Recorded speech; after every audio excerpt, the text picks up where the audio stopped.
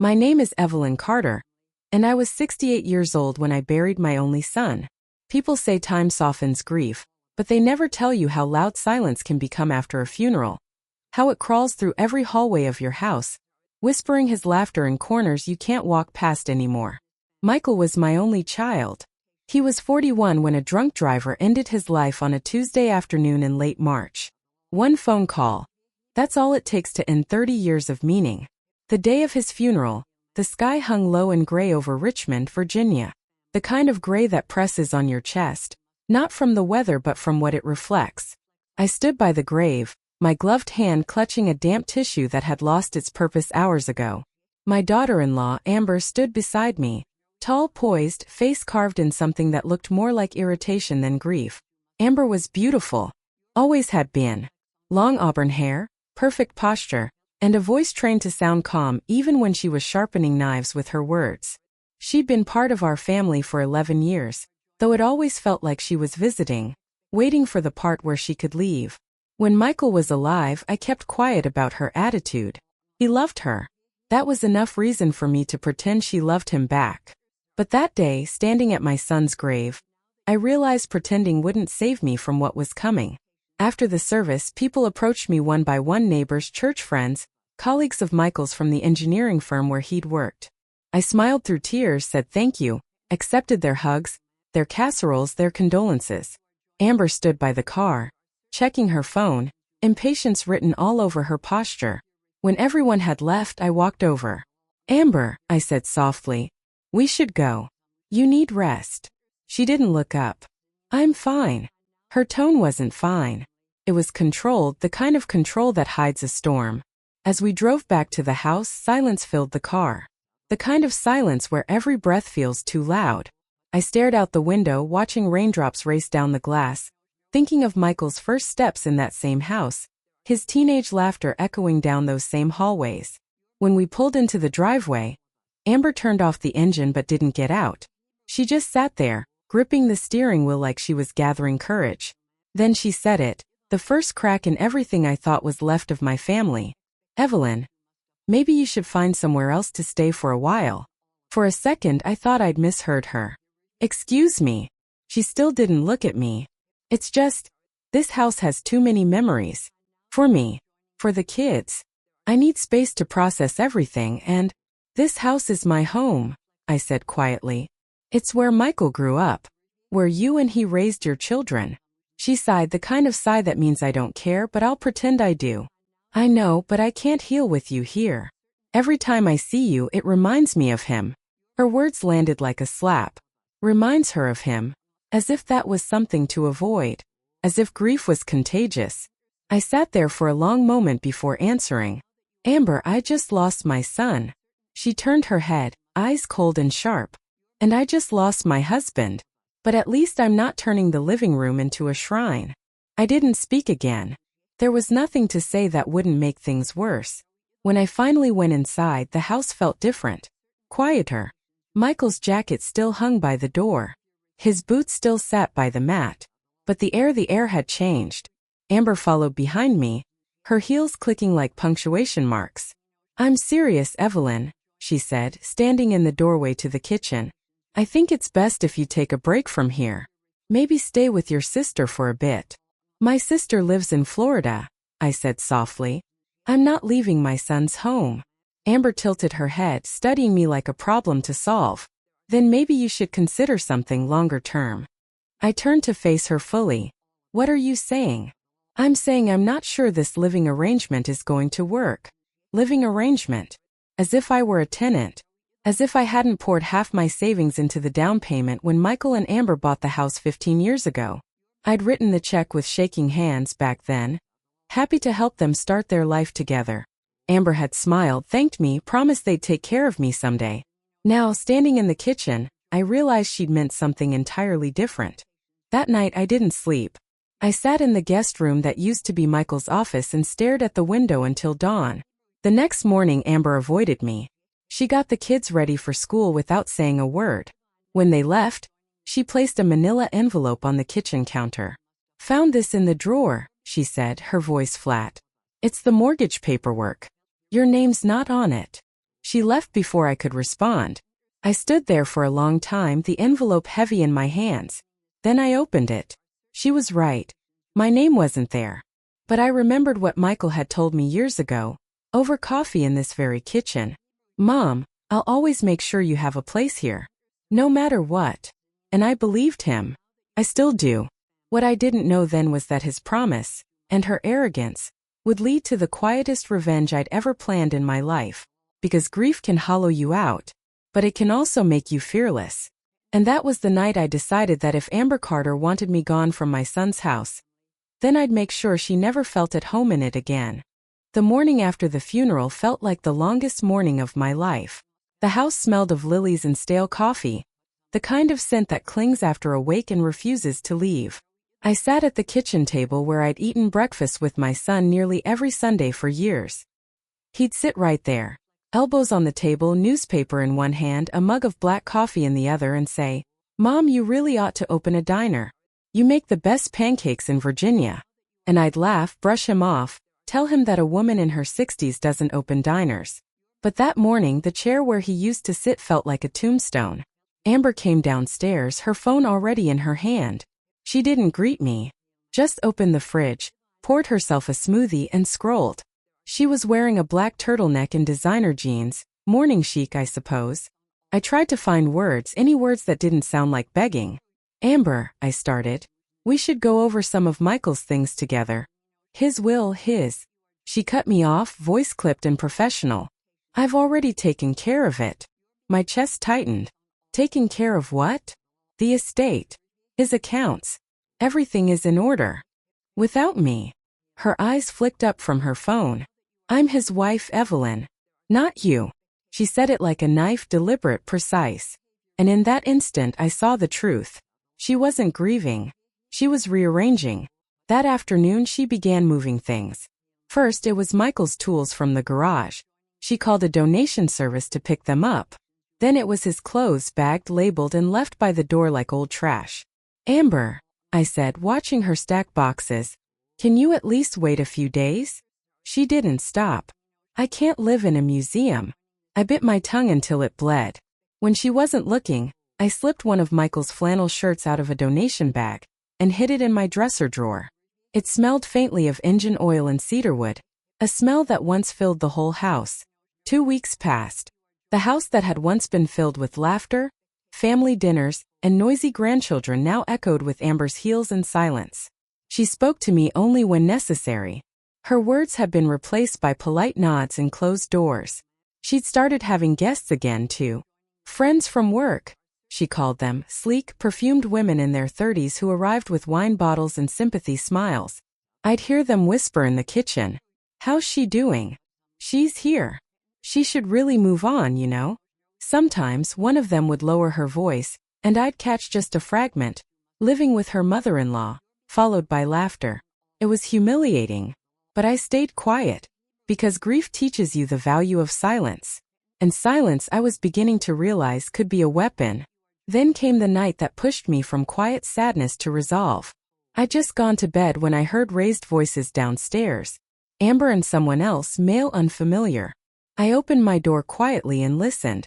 "Amber, you can't just list it," the man said, frustration in his tone. "Why not? It's my house. You'll need to show clear ownership. Title transfer's still pending." "I told you," she snapped. "Michael handled all that years ago."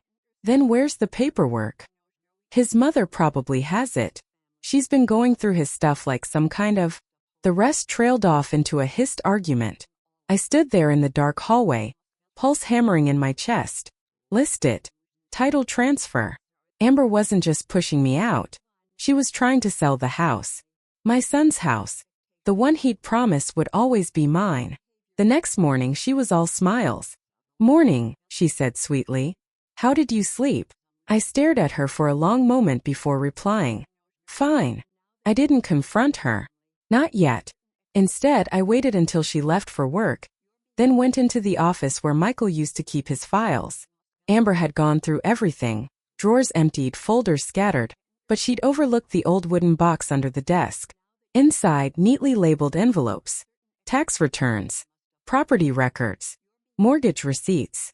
And one document I'd forgotten existed. A small folded letter dated 2011, signed in Michael's handwriting. Mom, I've added you to the deed.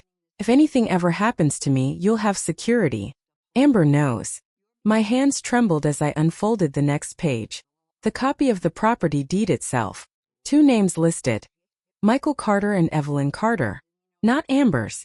Not hers. That was the moment my grief shifted. The tears dried. The sadness hardened into something clear and sharp. Amber Carter had mistaken my quietness for weakness. She'd forgotten who helped buy this house. She'd forgotten the paperwork, the signatures, the promises.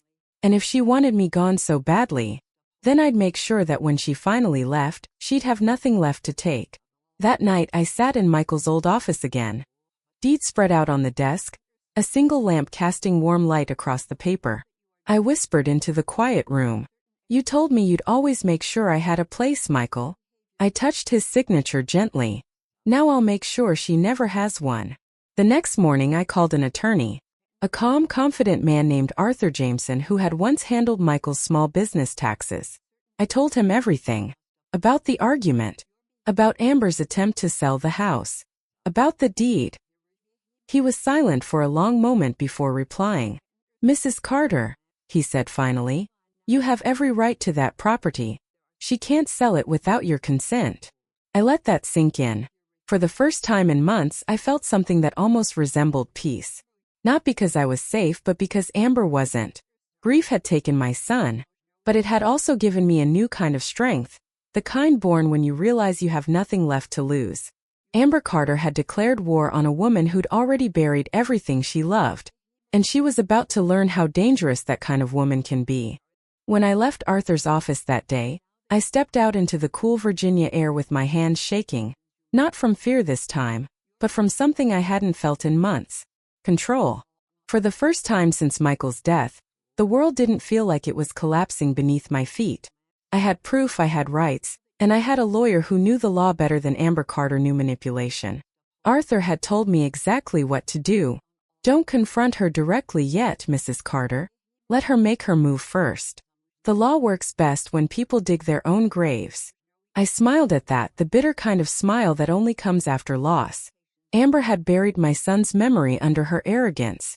Now, I'd let her bury herself under her greed. When I returned home, Amber was in the living room rearranging furniture again.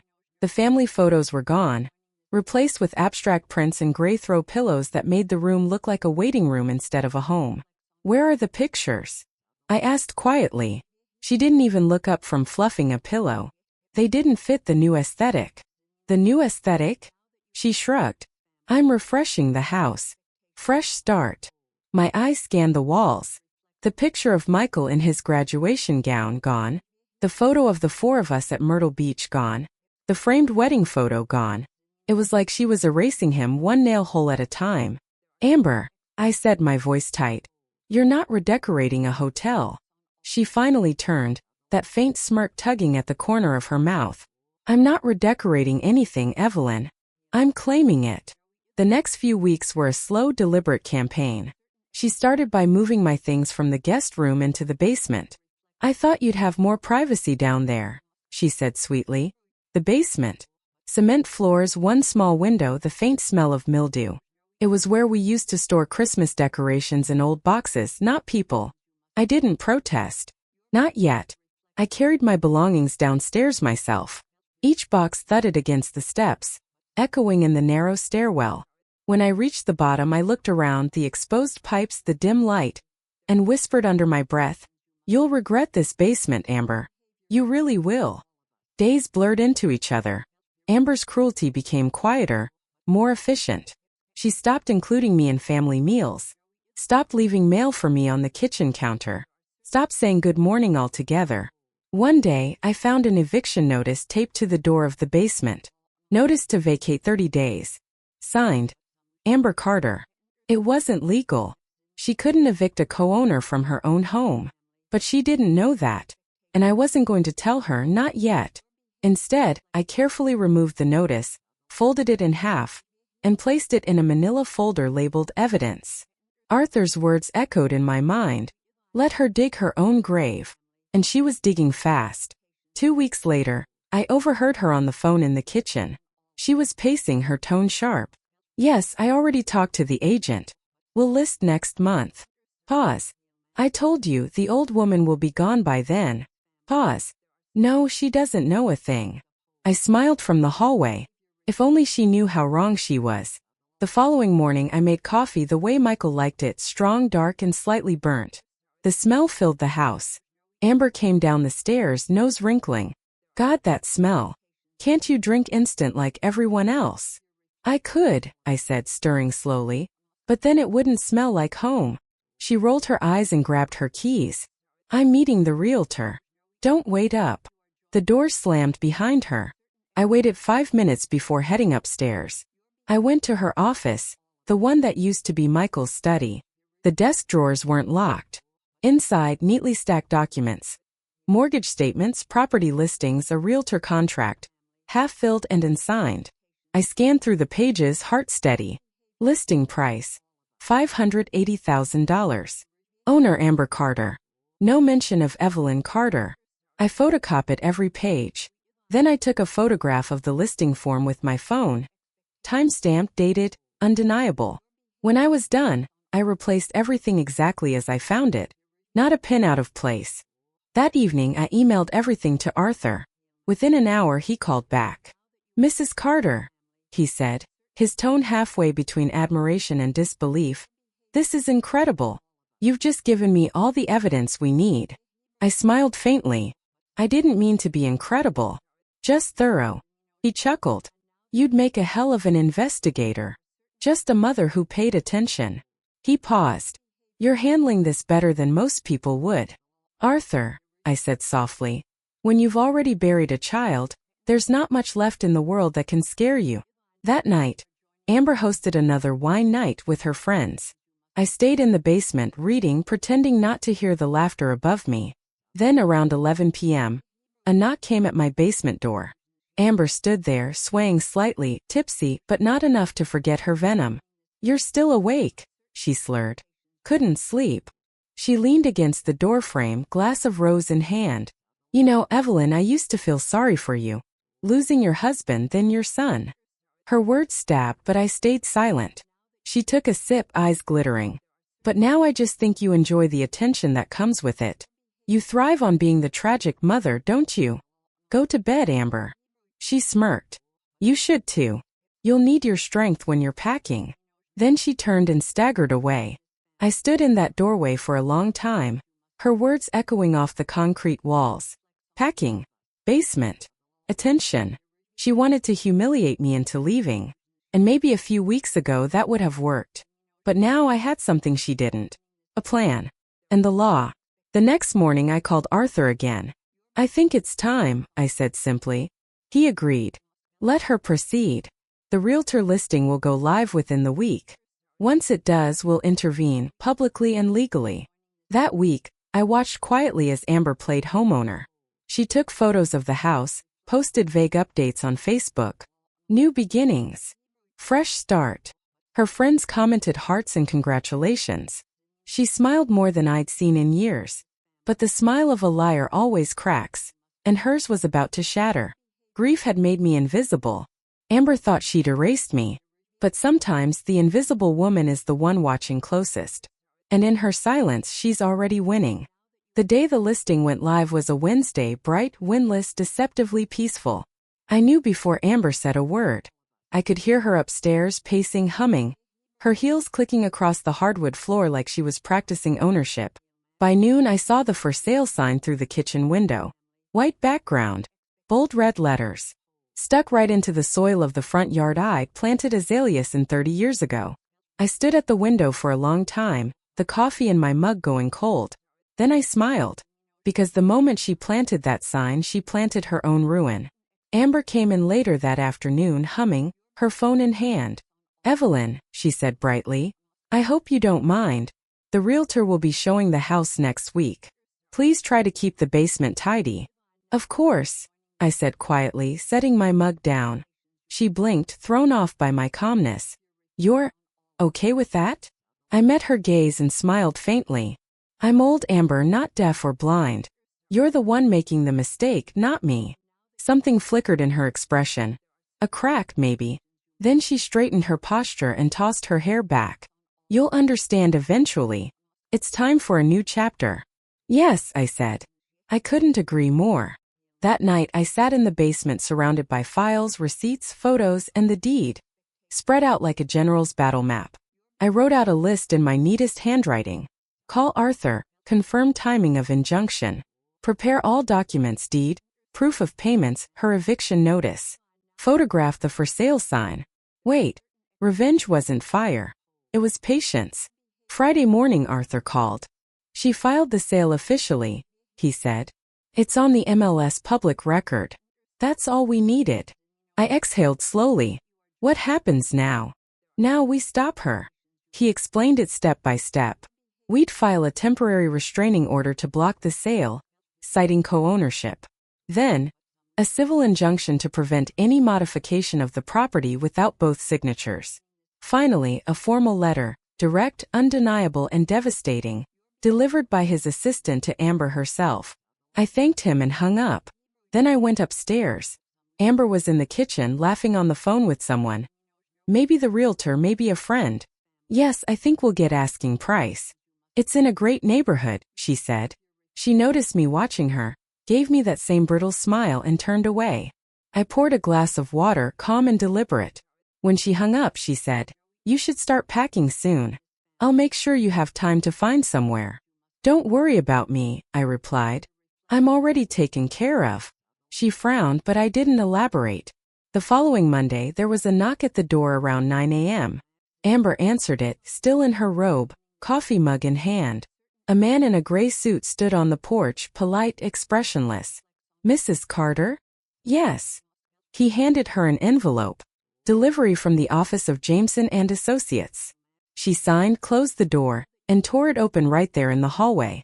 I was in the kitchen, pretending to read the paper. The silence that followed was delicious. Then came her voice, small, incredulous. What is this? I didn't look up. Something official, I imagine. She stormed into the kitchen, waving the papers. This says I can't sell the house. That's ridiculous. I folded my newspaper neatly. No, dear. That's legal. Her face turned a shade I hadn't seen before, the color of panic. You went to a lawyer? I went to your husband's lawyer. The one who knew all about the original deed. She froze. The deed. I nodded. You didn't read it, did you? You just assumed it was yours. Her mouth opened, then closed again. For once, Amber Carter, polished, composed, endlessly confident Amber, had no script. She spent the rest of the day pacing, making phone calls, whispering in corners. By evening, she was quiet. Too quiet. That night, I heard her crying in the guest bathroom. Muffled, angry sobs. Not of grief, but humiliation. I almost felt sorry for her. Almost. Because I remembered the words she'd said after the funeral, the sharp, careless cruelty in her tone. Stop crying, Evelyn. You're making it about yourself. And now here she was, crying herself to sleep. The next morning, she came down looking exhausted. Her eyes were puffy, her lipstick uneven. Evelyn, she said, voice trembling. You blindsided me. I set my teacup down. You tried to sell my home out from under me. Our home, she snapped. Michael wanted me to have this house. Then he should have written that down, I said softly. Because what he actually wrote says otherwise. She flinched. And for a moment I saw the girl behind the arrogance. Scared, desperate, cornered. But I didn't move to comfort her. Because she'd had her chance at kindness. Over the next few weeks, Amber tried everything. She called the realtor to stall, but the restraining order held. She tried to appeal. Arthur filed a countermotion before the court even responded. She even called my sister in Florida to complain. My sister hung up on her. And through it all I stayed silent. I cooked my meals, tended the garden, smiled politely when she passed me in the hall. She started avoiding me altogether. The heels stopped clicking. The laughter stopped echoing. The house, my house, became quiet again. But this time the silence was mine. One evening I heard her talking quietly on the phone. I can't stay here anymore, she whispered. It's unbearable. Pause. No, she won't leave. She doesn't even yell, she just watches. I smiled to myself. She was right. I didn't need to yell. I'd already won. A month later she moved out. No announcement, no goodbye. Just a note on the counter that read, "You've made this impossible. Congratulations." Underneath it, she left her house key. I folded the note and slid it into the same folder as the eviction notice. Evidence. Then I walked outside. The for sale sign was still in the yard. I pulled it out of the soil myself, tossed it into the trash, and whispered, "Not for sale. Not ever." People think revenge is loud shouting, breaking, destroying. But the truth is, the best revenge is quiet. It's paperwork. It's patience. It's watching someone choke on their own arrogance while you sip your tea in peace. That night, I made myself a small dinner and sat at the table alone. The chair across from me was empty, but I didn't feel alone. For the first time since Michael's death, the house felt steady, as if the walls themselves were exhaling. And as I looked at the faint reflection of myself in the window, I whispered, "I kept your promise, Michael. You said I'd always have a place here. And I do." The house was quiet for a week after Amber left, a silence so complete it almost felt wrong. No footsteps overhead, no clinking wine glasses, no perfume lingering in the hallway. Just peace. And for the first time in months it was my peace. I cooked breakfast in my own kitchen again. Bacon, eggs, coffee. The smell filled every corner like it was reclaiming territory. I opened the windows. I played Frank Sinatra on the old record player Michael had given me one Christmas. It was strange how light the air felt. Grief still lived here, yes, it always would, but it had stopped feeling like a ghost. It had become part of the walls, part of me. I thought maybe that was the end, but I was wrong. 3 weeks later, the whispers started. It began with a call from a woman at church, soft-spoken, hesitant. "Evelyn, dear," she said. "I don't know if you've seen the paper, but well, someone's been talking." "Talking?" She sighed. "About you. About Michael's house. They're saying you forced Amber out. That you changed the will." I felt something cold settle in my stomach. "I didn't change anything," I said. "I know, dear," she replied. "But not everyone will." After we hung up, I opened my laptop. I didn't use social media much anymore, but I still had an old Facebook account. And there it was, a post from Amber Carter. "It's sad when greed makes people forget love. Michael would be heartbroken if he knew how his mother treated his family after his death. Some people just can't share. Not even memories." Hundreds of likes. Dozens of comments. Unbelievable. "She doesn't deserve you, Amber. You're so strong for protecting your kids from that kind of toxicity." Each one landed like a sting. A public trial, no defense. For a few days I stayed silent. Arthur advised me not to engage. "Don't dignify gossip," he said. "You've already won the only battle that matters." But silence doesn't stop cruelty. It just gives it space to echo. By the weekend, strangers were messaging me. One woman even wrote, "How could you throw your son's widow out of her home? Shame on you." That one hurt. Not because it was true, but because it sounded exactly like what Amber would want me to feel. And I almost did. Almost. Until I remembered something Arthur had said the first time I met him. Revenge doesn't have to be destruction. Sometimes it's just truth that finally speaks. So I wrote. Not a public post. Not an angry letter.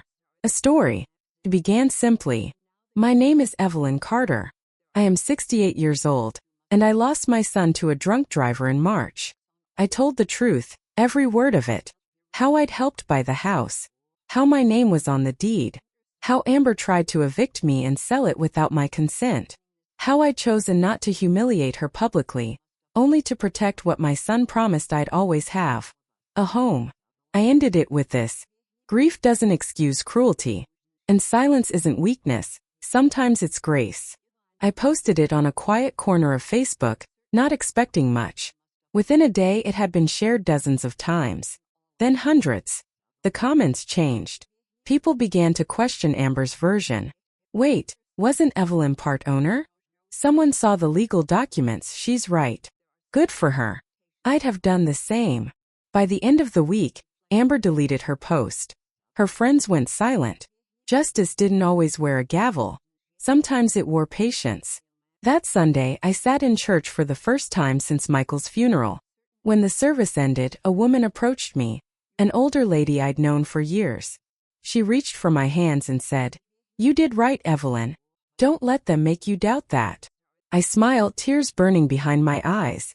"Thank you," I said quietly. "I just wanted to be left in peace." She squeezed my hands gently.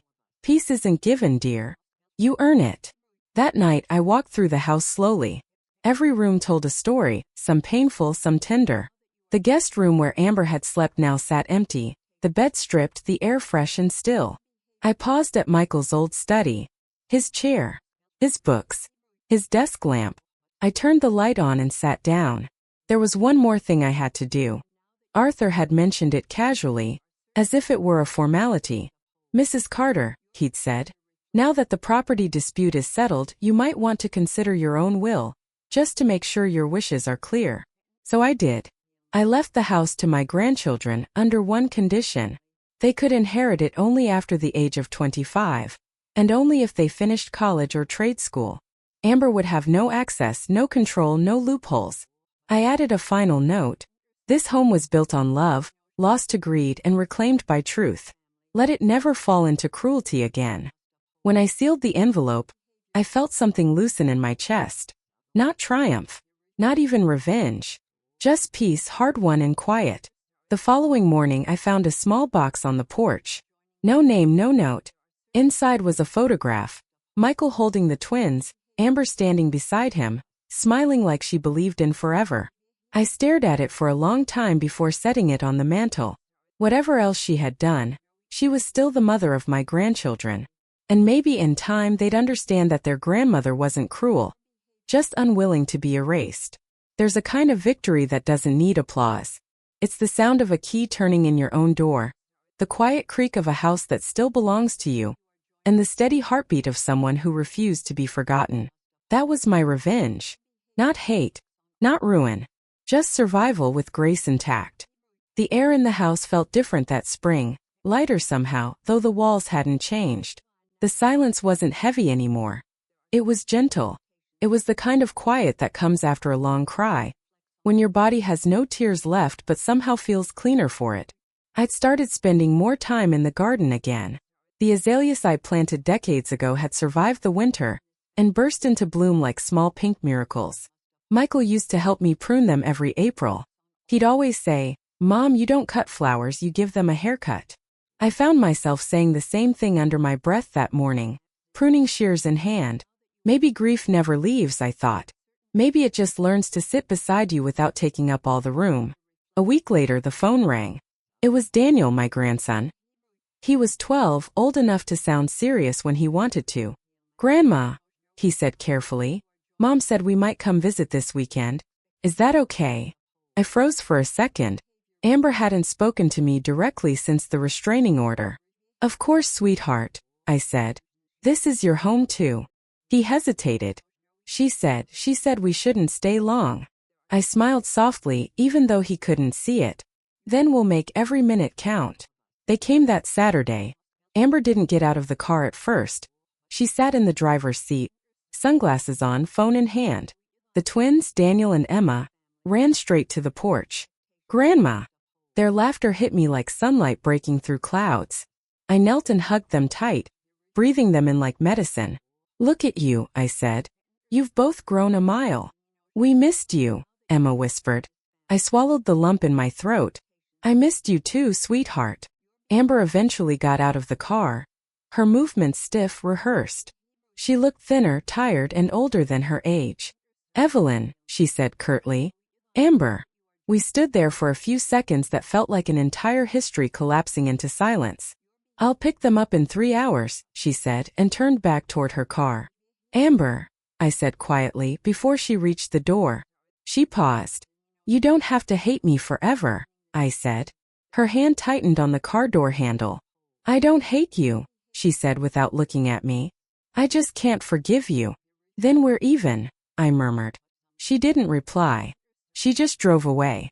The kids followed me inside, chattering about school, soccer, new friends. Their voices filled the empty rooms again. The way children's laughter redeems everything it touches. I made them pancakes the way I used to for their father. Daniel asked for extra syrup. Emma wanted hers shaped like a heart. They sat at the kitchen table, kicking their legs and giggling. I caught my reflection in the window, my hair a little grayer, my face a little softer, and realized something. I didn't look sad anymore. After lunch, they wanted to see the garden. I showed them where Michael's old swing set used to stand, and where the azaleas now bloomed in its place. Emma plucked one and tucked it behind my ear. "You look like a fairy," she said. I laughed. "Maybe an old one." Daniel looked at the garden bed. "Dad helped you plant these, didn't he?" "Yes," I said softly. "He always had a good hand for things that grew." Daniel nodded. "Mom doesn't like gardens anymore." I smiled faintly. "That's all right. Some people like walls better than flowers." He looked up at me then, his eyes so much like Michael's it hurt. "You're not mad at her, are you?" I paused. "No," I said finally. "I was. But anger's a heavy thing to carry. It makes your hands too full for anything else." He nodded slowly, like he was storing that away somewhere he'd need it later. When Amber came back that afternoon, she didn't get out of the car again. Just honked lightly like a cab driver. The twins hugged me hard. "Can we come back next week?" Emma asked. "Anytime," I said, kissing her forehead. "This door's always open for you." Daniel hesitated before leaving. "Grandma," he said, lowering his voice, "Mom said you hate her." I smiled, brushing his hair back. "Tell her that's not true. Tell her I just remember too much." He frowned, not quite understanding, but nodded anyway. When the car drove away, I stood in the doorway watching until it disappeared down the street. The ache in my chest wasn't sharp anymore. It was the kind of ache you can live with, like a healed scar that only hurts when it rains. That night, I sat on the porch with a cup of tea. The sun dipped low, painting the sky gold and lavender. I thought about Michael, how he would have wanted peace between us. And maybe in a way this was peace. Not forgiveness, not reconciliation, but quiet understanding. People think peace means everything's fixed. But sometimes it just means you've stopped letting broken things define you. The next morning I found a small envelope slipped under the door. Inside was a folded note. No name, just a single line written in a familiar hand. "Thank you for not turning the kids against me." I sat there for a long moment staring at the handwriting. Amber's. It wasn't an apology, not really. But it was something. And sometimes something small is enough to rebuild an entire bridge. That afternoon I called Arthur. "Everything's settled now," I told him. "I think it's time to close the file." He hesitated. "You sure, Mrs. Carter? You've still got leverage if she tries anything again." I smiled. "Leverage is for people who want control. I just want peace." He laughed softly. "I'll have the documents archived. You're a remarkable woman, Evelyn." "No," I said. "Just an old one who learned patience the hard way." That evening I walked through the house again. No tension. No anger. Just quiet rooms filled with echoes that didn't hurt anymore. I stood at the front door, looking out at the garden where the azaleas swayed in the breeze. And I realized something I hadn't dared to believe for a long time. I wasn't surviving anymore. I was living. Summer rolled into Virginia like a sigh, warm, golden, and forgiving. The azaleas had faded, but the hydrangeas had taken their place, thick and heavy with pale blue blooms. I spent most mornings tending to them, watering, pruning, talking to the plants as if they were old friends. Maybe they were. After all, they'd stayed when everyone else left. The house had finally found its rhythm again, slow, steady, alive. The air smelled of lemon polish and fresh bread. And sometimes, just sometimes, I could almost hear Michael's laugh when the wind slipped through the open window. It was on one of those lazy afternoons, the kind where sunlight spills over the floorboards like honey, that I got a knock on the door. When I opened it, I froze. It wasn't Amber. It was a man, tall, thin, graying around the temples, wearing a pressed shirt and a nervous smile. "Mrs. Carter?" "Yes." He extended his hand. "My name's Robert Ellis. I don't think you remember me." The name tugged at a memory. "Ellis. Michael's old boss." "You worked with my son," I said softly. He nodded. "Yes, ma'am. He was one of the best engineers I ever hired." His voice caught slightly, as though the past still weighed on it. "I'm sorry to show up unannounced. I heard about what happened. I wanted to come by for a long time. I just didn't know if it would be welcome." I stepped aside. "You're welcome now." We sat at the kitchen table, the same table where I'd once eaten breakfast with Michael, then endured arguments with Amber, and later found my peace again. Robert told me stories I'd never heard. How Michael had stayed late to fix a client's system when no one else would. How he'd mentor new hires without being asked. Every story painted a clearer picture of the man my son had become, and each one was a small gift I hadn't known I still needed. "You raised him right," Robert said quietly. "You should know that." I smiled, blinking back tears. "He raised me a little too." We talked for hours. When he finally stood to leave, the sun had dipped low, casting the room in warm orange light. Before walking out, he paused. "Mrs. Carter, I live not far from here, just by the lake. We've got a small community group that meets once a month. Mostly retired folks. Gardening, reading, arguing about books." He smiled. "You'd fit right in." I laughed. "Arguing about books sounds like my kind of trouble." He grinned. "Then come next week. We could all use a new voice." That following Friday I went. The group met in a little library attached to the community hall by the water. There were 7 of them. A mix of gray hair, soft laughter, and stories that didn't end in sadness. For the first half hour I listened more than I spoke. It felt good, just being among people who weren't looking at me like I was something fragile. Robert sat beside me, calm and steady, like he'd always been part of the background. When it was my turn to speak, someone asked, "So, Mrs. Carter, what brings you here?" I thought for a moment before answering. "Life," I said. "And what's left of it?" They laughed, but kindly. After the meeting, Robert walked me to my car. The air was heavy with the scent of pine and lake water. "You seemed like you belonged there," he said. "I didn't think I'd belong anywhere again," I admitted. He looked at me with that quiet understanding only people who've known grief share. "Sometimes you just have to let life find you again," he said. Something in his tone, gentle, unhurried, stayed with me for days after. Over the next few months, I found myself looking forward to those meetings. Reading, gardening, laughing, simple things, but they felt like salvation. I wasn't the woman crying in the basement anymore. I wasn't the widow fighting a war she never wanted. I was Evelyn Carter. Gardener, mother, friend, survivor. Robert and I grew close. Not the kind of closeness people gossip about, but something steadier, quieter. We'd walk after meetings, talk about books, or sit in silence by the lake. He never asked about Amber and I never volunteered. He just understood that sometimes peace means not asking questions. One evening in late August, he drove me home after a storm. The sky was still bruised purple, the smell of rain thick in the air. When he stopped in front of the house, he looked at it for a long moment. "This place," he said softly, "it looks alive again." I followed his gaze. The trimmed garden, the warm light glowing in the windows, the flowers that had refused to die. "It is," I said. "So am I." He smiled. "You ever think about moving?" I shook my head. "No. This house taught me something important." "What's that?" "That peace isn't found in new places. It's built in old ones when you decide to stop running." He nodded slowly, as if committing that line to memory. When he drove away, I stood on the porch a while longer, listening to the cicadas and the quiet hum of the night. Inside, the clock ticked softly, each second a reminder that I'd survived another day. Not just survived, but lived. I poured a glass of wine and looked around my kitchen. Everything I'd fought for, every paper, every word, every tear, had led me here. To this simple, sacred calm. People think revenge is about winning. But the truth is, revenge is just grief learning to stand up straight. It's finding your footing again in a world that tried to knock you down.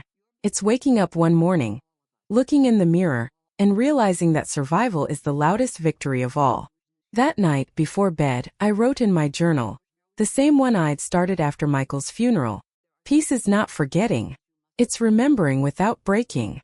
Then I turned off the light, the sound of rain soft against the window, and for the first time in years, I slept all the way through until morning. Autumn came early that year. The air turned crisp before September had the chance to grow tired of summer. The maple in the front yard, Michael's favorite, blazed red and gold, scattering its leaves across the porch like confetti for no one in particular. I found myself waking earlier these days, long before the sun. Some habits never leave teachers, widows, or mothers.